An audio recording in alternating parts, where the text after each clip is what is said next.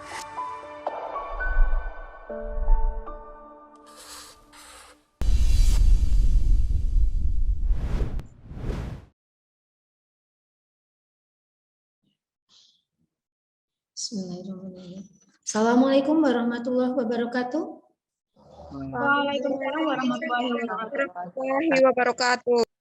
Ya, selamat siang untuk semuanya. Mahasiswa, mahasiswi di perkuliahan mata kuliah akuntansi manajemen. Baik, di pertemuan ketiga ini, di pertemuan ketiga kita akan mempelajari tentang klasifikasi biaya. Namun sebelumnya saya ingin mengetahui ya sedikit materi kemarin di pertemuan yang kedua. Kita belajar tentang apa ya? Ya, yang menjawab tolong untuk unmute-nya dilepas ya. Kita kemarin belajar tentang apa?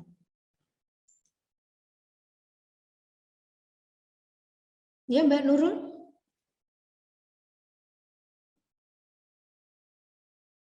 Pertemuan minggu yang lalu kita belajar tentang apa ya? Analisis bisnis costing, Bu. Ya, kan kemarin ya kita belajar tentang konsep ya, konsep-konsep daripada akuntansi manajemen ya, dasar-dasar daripada manajemen. Akuntansi manajemen itu apa definisinya ya. Nah, di sana kan ada tugas ya kalau nggak salah ya. Ya, nanti dia kalau yang belum mengerjakan tugas atau yang sudah mengerjakan tugas dan ada permasalahan di sana nanti untuk bisa dia tanyakan ya untuk mendapatkan jawaban. Baik, di sini adalah ada konsep dasar biaya dan juga ada pengelompokan biaya. Ya, kemarin kita sudah sedikit ya membahas tentang pembelajaran daripada akuntansi manajemen. Di sana ada biaya-biaya ya, ada klasifikasi biaya, ada konsep biayanya ya dan macam-macamnya. Kemudian ya untuk pembelajaran kali ini ada capaian pembelajaran daripada mata kuliah ini ya untuk pokok bahasan konsep biaya ini ya. Ada di mana mahasiswa itu nanti diharapkan dapat menjelaskan konsep dasar dari biaya. Nah, konsep dasar dari biaya ini macam-macamnya, ada pengelompokan biaya gitu ya. Kemudian biaya itu apa saja di dalamnya ya. Baiklah kita masuk ke materi ya. Di sini ada perbedaan kos dan biaya. Mungkin semuanya ini pernah mendengar namanya biaya ya. Kok sekarang ada kos, biasanya COST gitu ya. Ini kos ya. Jadi kos itu adalah suatu pengorbanan sumber ekonomi untuk memperoleh aktiva. Ya, jadi pengorbanan itu adalah apa yang kita keluarkan ya, apa yang kita keluarkan untuk suatu usaha yang akan kita capai. Saya beri contoh di sini, seorang manajer mengeluarkan uang 5 juta ya, untuk membeli mesin fotokopi. Nah, uang 5 juta ini tadi digunakan sebagai modal untuk membeli alat fotokopi ya. Nah, ini dinamakan kos gitu ya. Jadi uang yang keluar, uang kita yang keluar yang digunakan untuk modal kita itu namanya kos gitu ya. Kemudian kalau biaya adalah objek yang dicatat, digolongkan, diringkas, disajikan ya, dalam akuntansi biaya. Ya. Nah, contohnya di sini adalah biaya persediaan bahan baku. Ya. Ada persediaan produk dalam proses, persediaan produk sudah selesai diproses, kemudian dana lainnya ya. Jadi kalau kita itu pada awal bulan ya, pada awal bulan kita sudah mempunyai konsep sendiri apa saja yang akan kita belanjakan untuk kegiatan dalam 1 bulan ini, 1 bulan ke depan ini apa saja. Nah, ini kita sudah mempunyai catatan, itu namanya biaya. Sampai di sini bisa dipahami? Paham ya? Baik. Sampai kalau mau jawab ini ya, dia unmute-nya dilepas ya. Baik, saya lanjutkan lagi kalau nggak ada pertanyaan ya. Nah, pengelompokan biaya. Biaya ini dikelompokkan berdasarkan yang pertama ada objek pengeluarannya, kemudian ada fungsi-fungsi pokok ya yang ada di dalam perusahaan. Karena di sana semuanya itu berhubungan dengan biaya. Kemudian yang ketiga ada hubungan biaya dengan sesuatu yang dibiayainya.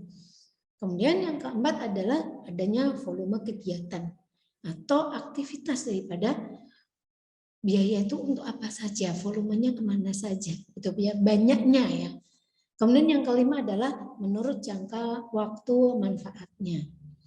Baik, kita akan bahas satu persatu. Yang pertama dari objek biaya, dari objek dari pengeluarannya ya, apa saja yang dikeluarkan oleh suatu perusahaan. Nah, kalau kemarin ya kita sedikit membahas tentang adanya akuntansi manajemen, berarti sangat banyak sekali berhubungan dengan biaya, gitu ya. Ternyata di dalam pengelompokan biaya, ya biaya ini terbagi menjadi dua ya di sini.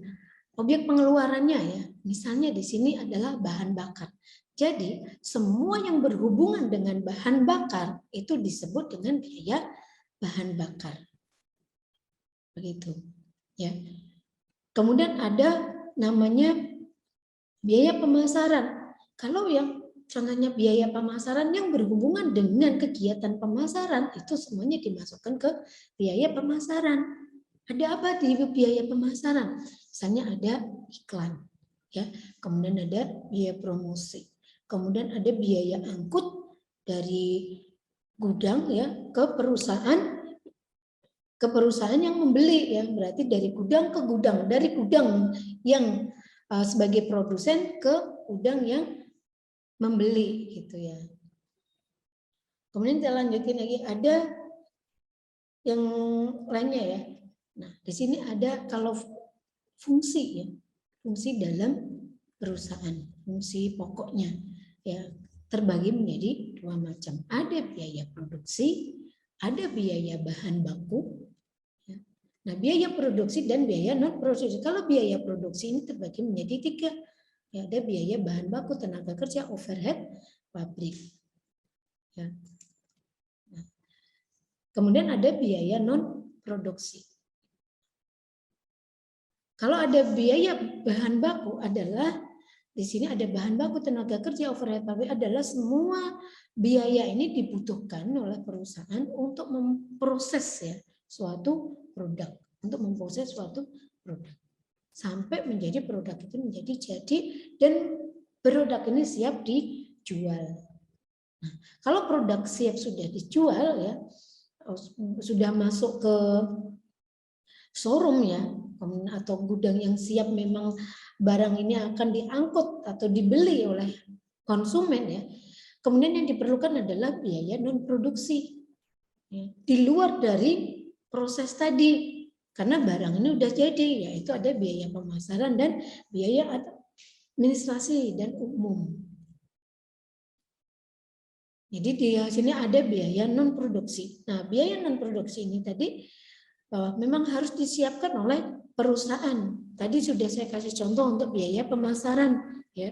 Ada biaya iklan, promosi, ya. Dan ada biaya administrasi umum. Contohnya ya di sini, saya kasih contoh ada biaya gaji karyawan, ya. Kemudian ada gaji bagian keuangan, bagian humas, bagian pemeriksaan akuntan. Ini adalah yang berhubungan dengan administrasi dan umum. Bisa dipahami sampai sini?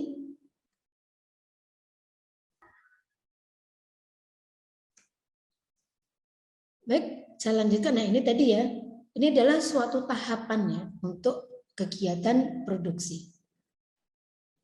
Dimulai dari penyiapan bahan baku. Nah, bahan baku sudah ada, kemudian dilanjutkan ada tenaga kerjanya.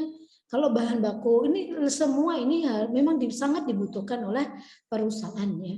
Tahap-tahap ini semuanya yang menyebabkan banyak sekali kegiatan gitu ya atau suatu aktivitas di bahan baku, tenaga kerja, overhead pabrik gitu ya. Kemudian semuanya ini akan proses menjadi suatu produk.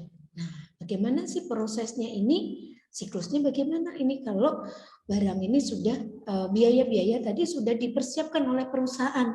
Artinya ada bagian orang ya yang pertama adalah melakukan pembelian untuk bahan baku. Setelah dilakukan pembelian bahan baku, saya kasih contoh perusahaan kayu ya, perusahaan mebel ya, perusahaan manufaktur ya, perusahaan manufaktur untuk pembuatan kursi misalnya ya. Jadi ada bagian yang melakukan pembelian kayu. Kemudian setelah dibeli masih masuk ke penyimpanan atau ke gudang untuk bahan baku. Nah, setelah itu kemudian bahan baku ini tadi diproses ya. Nah, prosesnya perlu digergaji ya, kemudian di penghalusan, kemudian dibentuk sesuai dengan ukuran yang dipesan atau yang diinginkan oleh perusahaan itu. Nah, setelah selesai kemudian produk ini ya, kursi ini udah selesai, udah jadi, udah dicat dengan bagus ya, kemudian dimasukkan ke gudang. Gudang mana? Gudang yang untuk dia pamerkan yang siap untuk dia jual, atau itu namanya showroom atau gudang untuk penjualan gitu ya. Nah, jadi nanti kalau ada pembeli yang datang mau melihat secara langsung, dibawa ke tempat lokasi penyimpanan produk yang sudah jadi seperti itu. Yang ketiga adalah sesuai yang dibiayain. Ada sesuai yang dibiayain di sini, ada biaya langsung dan ada biaya tidak langsung. Biaya yang secara langsung merupakan suatu objek biaya yang dapat ditelusuri objeknya. Nah, misalnya nih, kalau tadi saya kasih contoh adalah perusahaan manufaktur untuk pembuatan kursi, gitu ya. Nah, yang secara langsung, biaya yang secara langsung apa ini? Yang dibutuhkan adalah kayu, gitu ya.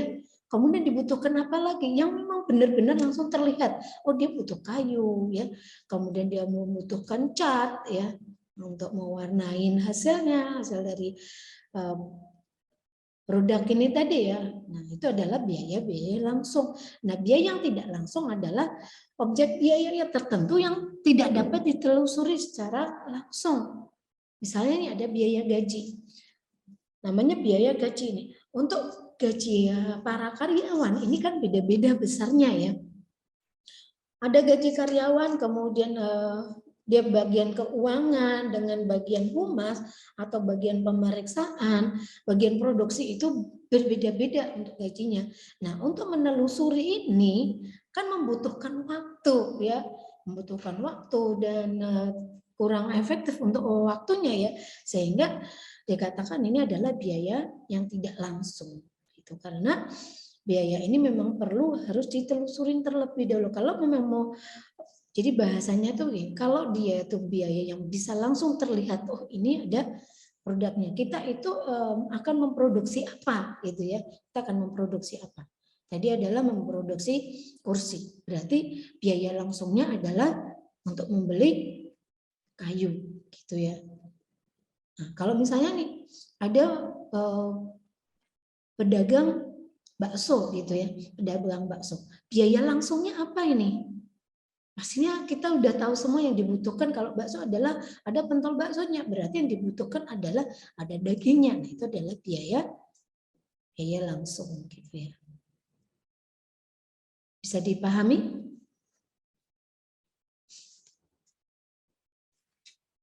Bisa, Bu. Bisa ya, masih. Kemudian saya lanjutkan. Nah, sekarang ini ada pembebanan biaya ke objek biayanya. Kalau tadi jenis biaya yang tadi ada biaya langsung dan tidak langsung. Kita tadi udah tahu ya bahwa kalau langsung ya, biaya itu langsung, dia tidak memerlukan ini ya, seperti ini ya. Dia tidak memerlukan ini. Langsung dapat ditelusuri. Kalau di sini dia membutuhkan waktu gitu ya. Nah, ini contohnya seperti ini. Ya, dia membutuhkan penelusuran ya. Katakan biaya langsung, misalnya kertas untuk mencetak suatu majalah. Oh, ini berarti suatu perusahaan ini adalah perusahaan percetakan gitu ya. Kemudian biaya yang tidak langsung, misalnya tadi suatu usaha itu, perusahaan itu dia ternyata menyewa tempat, menyewa gedung. Persewaan gedung ini dikatakan tidak langsung, ya. Bisa dibayar di muka atau bisa nanti gitu ya, karena waktunya bisa panjang. Dan untuk ini memerlukan, kenapa ini misalnya ya sewa gedungnya ada 5 juta setiap bulannya gitu. Nah, kenapa 5 juta ini ditelusuri, ada fasilitas ini gitu ya. Ini misalnya seperti itu. Oh, ini gedungnya ada lantai 2. Nah, ini perlu penelusuran. Ini membutuhkan waktu. Apa yang membutuhkan waktu? Ini adalah biaya yang tidak langsung. Untuk perilakunya ya. Yang keempat adalah perilaku. Nah, untuk perilaku di sini ada biaya tetap dan ada biaya variabel. Nah, mungkin dulu waktu di pengantar akuntansi masih ingat ya pengelompokan biaya ya. Biaya itu ada di mana sih tempatnya gitu ya. Jadi masih ingat? Ya, misalnya di laporan laba rugi ya, di laporan laba rugi di situ adalah semua biaya yang harus dicatat dalam laporan laba rugi. Ada biaya variabel, ada biaya tetap. Nah, biaya variabel ini adalah biaya yang bisa berubah gitu ya, sesuai dengan tingkat aktivitasnya.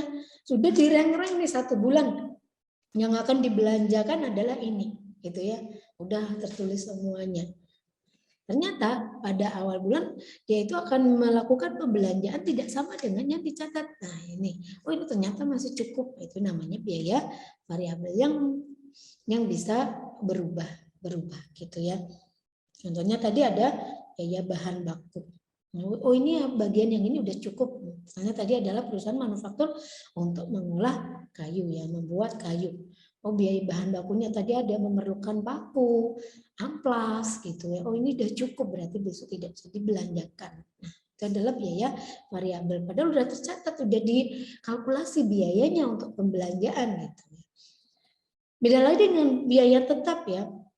Biaya tetap adalah biaya yang tidak akan berubah secara total dalam periode waktu tertentu. Ya, bisa 6 bulan, bisa 1 tahun gitu. Biaya itu tidak berubah. Tidak akan berubah ya dalam kurun waktu tertentu. Saya kasih contoh nih, gaji direktur. Gaji direktur perusahaan, gaji manajer, gaji para karyawan ya atau buruh gitu. Itu tidak tiap bulan berubah gitu, tidak ya. Dia membutuhkan waktu paling tidak 6 bulan, mengalami peningkatan kinerjanya, kemudian ditambahin, ada kenaikan gaji gitu ya. Nah, semuanya naik, tapi itu membutuhkan waktu yang tertentu gitu ya. Belum tentu 1 tahun sekali mengalami penambahan, bisa saja tetap ya berdasarkan UMK-nya gitu. Nah, itu bisa saja terjadi. Itu adalah biaya fixed cost atau biaya tetap. Selanjutnya ada biaya semi fixed dan semi variabel. Nah, biaya semi tetap ini ya, setengah tetap artinya ya, adalah biaya tetap untuk tingkat volume kegiatan tertentu dan berubah dengan jumlah yang konstan atau tetap pada volume produksi tertentu. Oke, ada yang bisa memberi contoh di sini? Biaya semi fixed. Ada yang bisa memberi contoh? Biaya ini biaya tetap ya, biaya tetap untuk tingkat volume kegiatan tertentu, tetapi juga bisa mengalami perubahan ya. Jumlah perubahan ini sifatnya konstan pada suatu produksi tertentu. Nah, kita contohnya apa nih? Ada yang bisa saya kasih poin plus ini?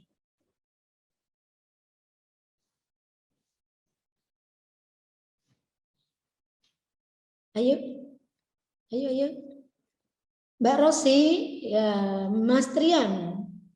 Contohnya apa, Mas Rian? Biaya ini tetap, tapi ternyata tetap ini bisa berubah gitu. Iya. Contohnya apa? Iya, contohnya apa Mas Trian? Yang tetap tapi bisa berubah. Gaji ataupun bonus tunjangan karyawan, Bu. Iya, ada bonusnya, gitu ya. Pinter sekali, Nak. Nanti ada nilai plus ya, Mas Rian. Jadi ada di situ bonus. Ternyata bonus bulan ini sama bonus bulan depan itu ternyata beda. Saya terima kemarin bonusnya sekian, saya lembur nih, gitu ya. Ada lembur, ternyata ada perbedaan. Ya. Kemudian ada biaya semi variabel, biaya yang berubah itu tidak sebanding dengan perubahan volume kegiatan. Biaya ini mengandung unsur biaya tetap dan biaya. Ini. Iyalah. Iya, rasanya lembean kan. Untuk biaya semi variabel apa ini? Kalau biaya variabel tadi adalah biaya yang bisa berubah, ya, berubah. Kalau biaya semi variabel ini berubah, ya, tetapi tidak sebanding gitu, dengan volume kegiatannya. Nah, kegiatan ini ada unsur biaya tetap dan biaya variabelnya. Ya, siapa yang mau jawab, Pak Samson? Aku baru masuk ini, baru pulang. Wah, terlambat ya. Baik, mungkin Mbak Putri Apriliani.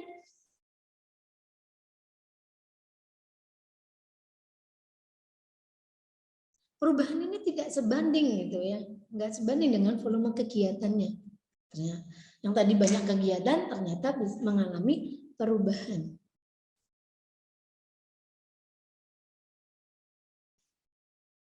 Ya, yang lainnya mungkin Devi. Belum, Bu. Belum bisa menjawab. Yang bisa menjawab Mbak Isna ini. Saya minta contoh satu saja, biaya semi variabel. Mas Wiwit Alma, kenapa nih kameranya tolong dihidupkan? Ya, apa Mas Wiwit? Contohnya apa Mas? Ya Pak Ketua. Belum nemu, masih bingung Bu. Apa contohnya?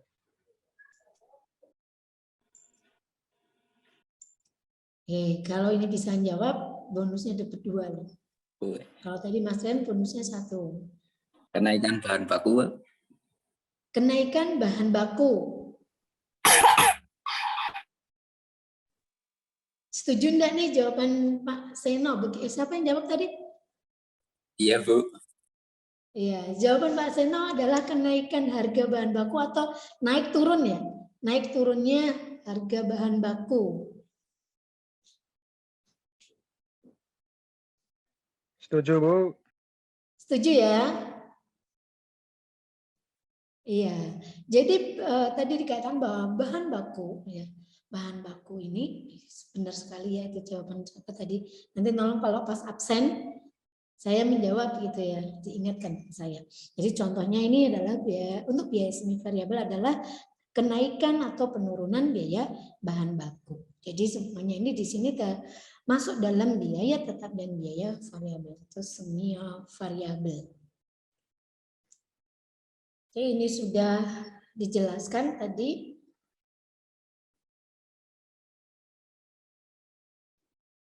Mungkin biaya bahan baku, kemudian ada naik turunnya seperti kenaikan harga BBM, ya, ada kenaikan harga listrik, gitu ya, semua variabel. Yang terakhir, yang kelima, yaitu ada biaya berdasarkan manfaatnya, waktu manfaat. Berarti kalau ngomongin waktu, ya, berarti ada nilainya di sini ya. Yang pertama adalah pengeluaran modal. Dan yang kedua ada pengeluaran investasi, pengeluaran modal atau capital ya. Dia yang mempunyai manfaat lebih dari 1 periode akuntansi. Pada saat terjadinya dibebankan sebagai harga pokok aktiva. Nah, ada yang bisa beri contohnya? Berdasarkan biaya ini mempunyai manfaat lebih dari 1 periode akuntansi. 1 periode akuntansi bisa dia katakan 1 bulan ya, atau 1 tahun boleh, 1 periode akuntansi. Bu. Oke, kita ngomongin 1 bulan. Gimana Mas Trian? Contohnya pembelian mesin produksi. Pembelian mesin produksi kenapa Mas? Itu contoh pengeluaran modal. Ya. Ngomongin masa ya, waktu adalah berhubungan dengan mesin. Ya. Tadi Mas Trian bilang untuk membeli mesin ya. Nah, mesin itu mempunyai umur ekonomis ya. Dikatakan tadi mesin ini untuk perawatannya 3 bulan sekali misalnya ya. Ya tergantung aktivitas ya, jam kerja daripada mesin itu ya. Kalau jam kerja mesin itu lebih dari 8 jam, artinya ya pemakaian mesin itu harus selesai dipakai, dibersihkan, dirapikan gitu ya. Nah, di situ ada biayanya, misalnya untuk 1 periode 1 bulan, 2 bulan, 3 bulan. Ya, ternyata di situ biaya ini yang punya ternyata yang dia ngomongin mesin ini ternyata 6 bulan masih bagus gitu ya. Nah, ini adalah ada pengeluaran modal yang bisa hemat gitu ya untuk biayanya ya, lebih hemat. Yang kedua ada pengeluaran investasi. Artinya tadi ada pendapatan perusahaan digunakan untuk modal, ada pendapatan perusahaan yang digunakan untuk investasi.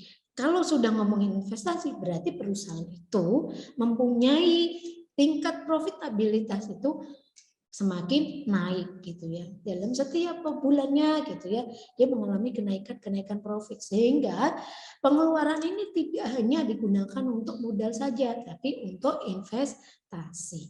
Nah, biaya investasi ini adalah biaya yang hanya mempunyai manfaat dalam periode akuntansi karena terjadinya pengeluaran tersebut. Apakah dilakukan investasi tiap bulan? Tidak gitu ya. Tergantung di situ ya mau investasi di bidang apa gitu perusahaan itu, atau dia membeli tanah untuk perluasan usahanya gitu. Nah di sini pengeluaran investasi. Dia ada manfaat, jadi pendapatan ya yang dia dapatkan ya itu kan bisa memutarkan arus kas. Kalau perputaran arus kas ini lancar maka perusahaan ini bisa melakukan pengeluaran untuk investasi.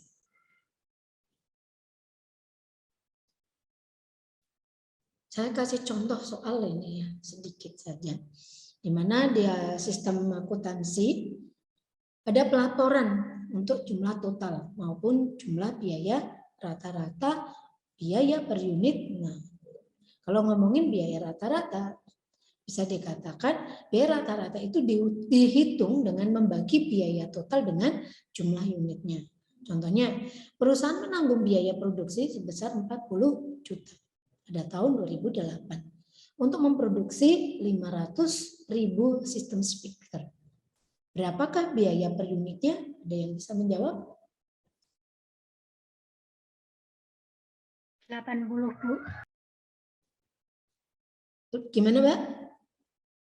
80 unit, Bu. 80 unit. Dari mana, Mbak? 40 juta dibagi 500.000.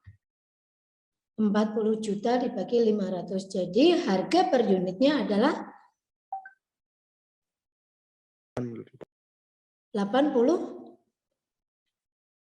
rupiah gitu. Ya, Bu. Ada yang sama jawabannya? Sama Bu, 80.000 per unit. 80.000 per unit. Nggak ada yang beda?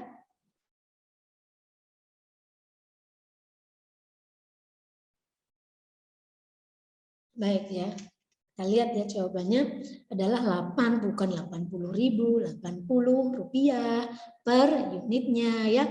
Mas Trian salah jawabannya dikurangin ya.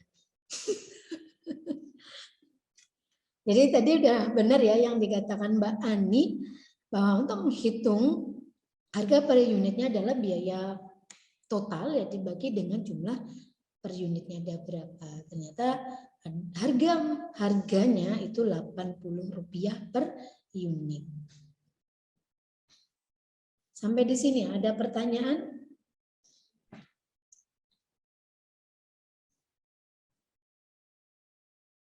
Mudah ya, ternyata di akuntansi manajemen ya. Baik, saya lanjutkan lagi nih ya. Ini yang terakhir ini ya, kayaknya nih. Ada sektor-sektor perusahaan. Perusahaan itu ada 3 sektor. Yang pertama, jadi perusahaan-perusahaan itu semuanya itu ya, yang misalnya ada yang ada di bursa efek gitu ya. Itu terbagi menjadi 3 secara garis besarnya. Ada perusahaan manufaktur, ada sektor perdagangan, ada sektor jasa gitu ya. Perusahaan sektor manufaktur adalah perusahaan di mana dia itu membeli bahan serta komponennya, kemudian dia mengubahnya, mengolahnya menjadi barang jadi yang siap dijual gitu ya. Jadi kalau kita mempunyai suatu usaha ya, kita pengen memproduksi apa nih gitu ya, sebagai mahasiswa. Saya senang dia kewirausahaan, saya ingin membuat olahan produk kuliner gitu ya. Nah kemudian membeli bahan-bahan mentah ya, bahan mentah kemudian diolah, diproses menjadi suatu produk kemudian dijual. Nah itu adalah manufaktur gitu ya. Kalau melalui proses ya. Proses di manufaktur. Pernah seperti itu? Mahasiswa ekonomi. Pernah mengubah, mengolah dari bahan mentah menjadi barang jadi? Pernah Bu, bahas presentasi produk. Oh iya, nah, dulu ya. Produk apa dulu ya? Kaos apa ya? Mas Trian memproduksi kaos ya, nggak salah ya? Iya. Nah itu adalah kemudian ada sektor perusahaan perdagangan ya, untuk perdagangan.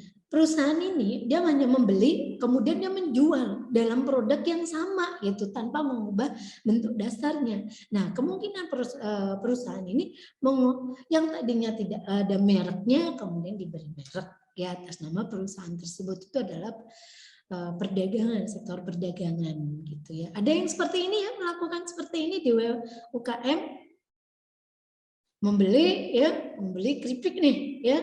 Mahasiswa membeli keripik dalam jumlah yang banyak, kemudian dia kemas dengan sedemikian rupa kemasannya, kemudian diberi merek sendiri gitu ya. Itu adalah untuk sektor perdagangan. Nah, kemudian yang ketiga adalah perusahaan sektor jasa, di mana dia menyediakan jasa. Jasa itu tahu ya, suatu produk yang tidak terwujud, tapi bisa dirasakan. Tidak bisa dipegang, tapi bisa dirasakan. Bisa dilihat hasilnya, tapi tidak bisa disentuh. Itu adalah sektor jasa. Hanya kita dulu juga udah belajar ya untuk pengantar akuntansi. Yang pertama adalah perusahaan jasa ya, kemudian akuntansi 2-nya di perdagangan gitu ya, akuntansi untuk perusahaan dagang. Masih ingat gak?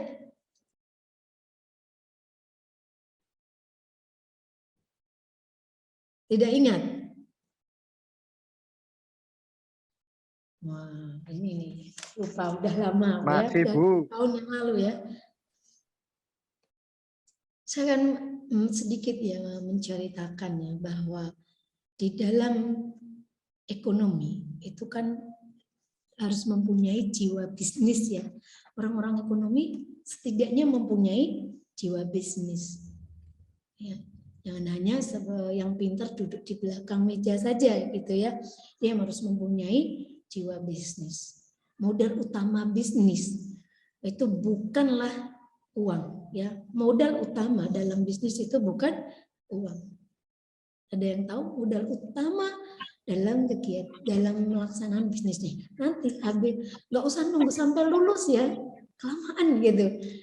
Kalian ini semua adalah orang-orang ekonomi yang bagaimana bisa memanfaat sesuatu yang ada menjadi lebih gitu ya.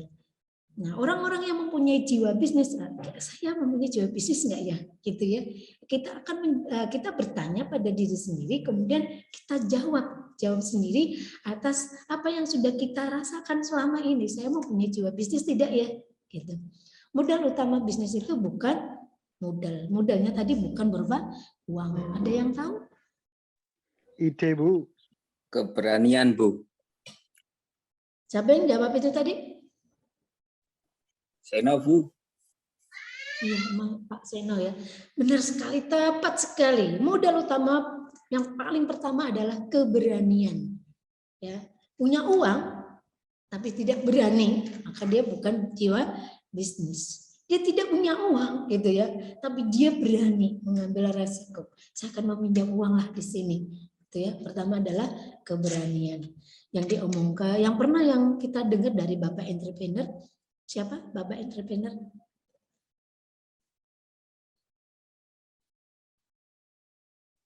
Ya, lupa semua.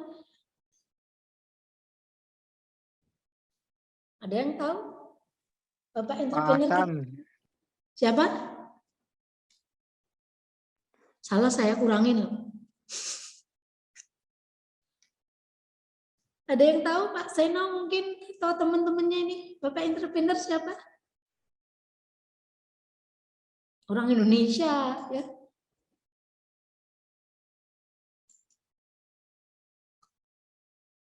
Nggak tahu, saya jawab sendiri. Bapak entrepreneur adalah Bob Sadino ya. Jadi menurut Bob Sadino itu sekolah itu nggak terlalu penting gitu ya, karena dia mempunyai jiwa usaha, jiwa bisnis yang sangat kuat ya di dalam dirinya. Adalah keberanian kunci utamanya. Kemudian yang kedua adalah join komunitas. Dia bisa mempunyai komunitas, bisa menggandeng rekan-rekannya, baik itu yang sudah sangat akrab atau yang belum kenal, bisa dia rekrutnya gitu ya. Yang pertama adalah keberanian dan yang kedua join komunitas. Begitu. Ya. Itu adalah materi untuk kali ini, dia kualifikasi biaya ya. Saya sebenarnya akan memberikan kata-kata sedikit nih ya untuk memberikan semangat. Ya, memotivasi, sedikit motivasi. Bila Anda berpikir Anda bisa, maka Anda benar. Saya bisa, pasti benar. Bila Anda berpikir Anda tidak bisa, Anda pun benar. Karena itu ketika seseorang berpikir tidak bisa, maka sesungguhnya telah membuang kesempatan untuk menjadi bisa. Jadi katakanlah sebelum kita perang, kita bisa. Oh, saya bisa. Gitu ya. Oh, besok ujian akhir. Bisa enggak ya? Saya enggak mempunyai materi, tapi saya punya pokok bahasanya. Jawabnya, saya bisa. Kalau ngomongin tidak bisa, nanti tidak bisa gitu ya. Jadi tanamkan di diri kita itu yang positif dulu. Bisa gitu ya. Ya, sebelum saya tutup ada pertanyaan?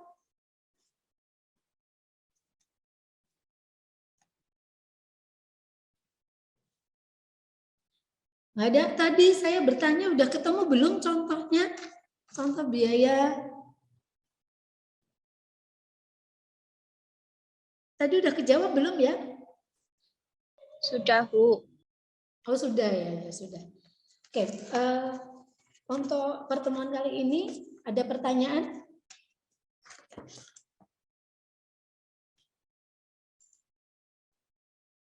Ada pertanyaan enggak? Tidak ada?